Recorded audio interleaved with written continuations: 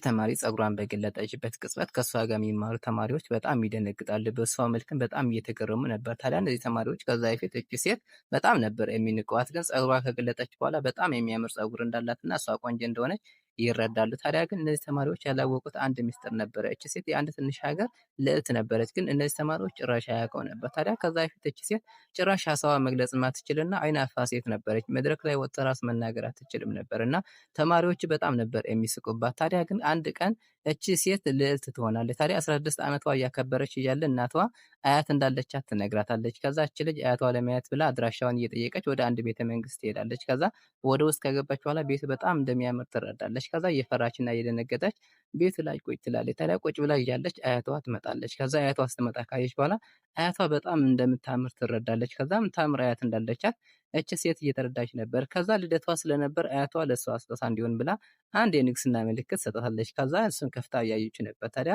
አያቷ ያን የሰጠቻት እንድትከባከበው ለእቺ ልጅ ትጠይቃታለች። ከዛ እቺ ልጅም እንከባከበዋለሁ ብላ ቃል ትገባና ያን የሰጠቻት ስጦታ ቦርሳዋ ላይ ታስቀምጠዋለች። ታዲያ እቺ ልጅ ያን የተሰጣት ስጦታ ቦርሳዋ ላይ አስቀምጣ ከአያቷ ጋር ቡና ሻይ እያሉ እየተጫወቱ ነበር። ታዲያ እየተጫወቱ እያለ ግን እሷ ልዕልት እንደሆነች ትነግራታለች። ከዛች ሴት በጣም ትደነግጣለች። እንዴት ሊሆን ይችላል?